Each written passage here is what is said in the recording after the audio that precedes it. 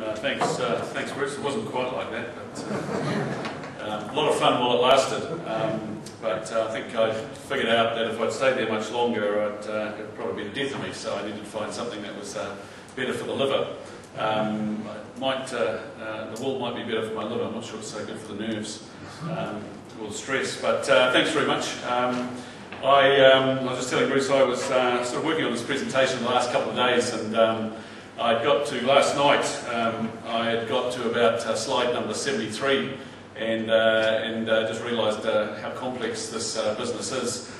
When really it's a pretty simple business, but it's a complex structure we work within. And I figured out 73 slides would probably take me about 2 hours to get through, and thought that would probably be inappropriate for this meeting.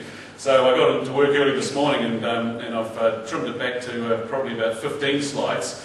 And what I'd like to do is as concisely as possible, I guess, try and give you some indication of what we're trying to do as an organisation, where we see the future, and I guess how we're going about it, and the strategy behind it. And if I can get that across, and one of the challenges we've had is to try to encapsulate this on one slide.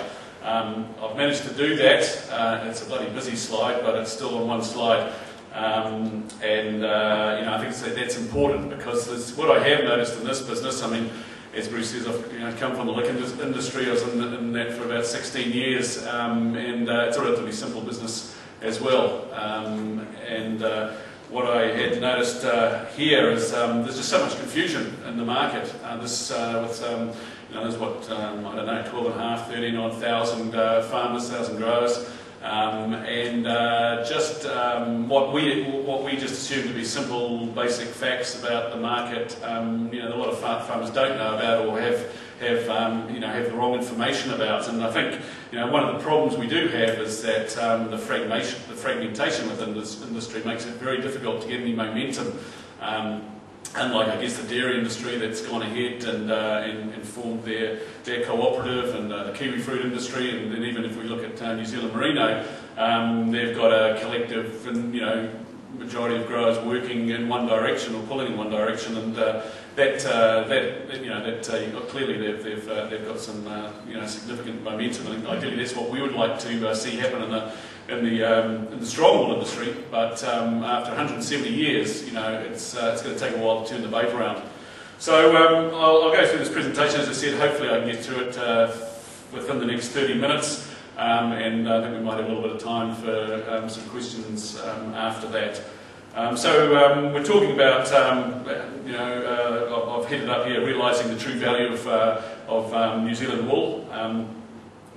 So we talk about what we call our 4 guiding principles, or strategic principles. Now, there's nothing new in these. These came out, I think, to 2000 or 2002 with the McKinsey report. There've been a number of reports before, and they came out of the work that Wynn did, which had been set up by Meat and Wool.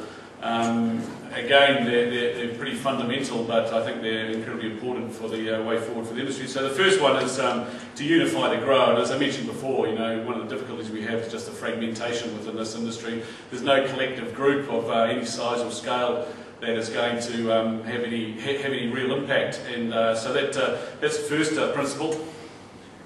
The second one is to consolidate the clip. Again, this is pretty simple. You look at what Merino do, New Zealand Merino, or the kiwi fruit board, or the dairy industry. It's about putting yourself in a strong selling position. It's about being a price maker as opposed to a price taker.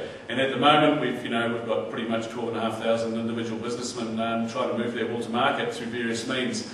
And through that fragmentation, obviously, it really feeds into the hands of the manufacturers and processors. The third one was collaboration with the industry. It's about working with like-minded organisations, about taking out cost and improving efficiencies. A huge amount of scope for that within the wool industry.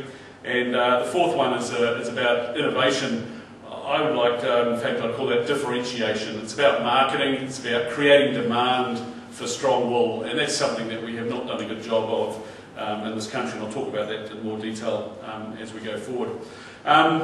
So we have 3 strategic initiatives. The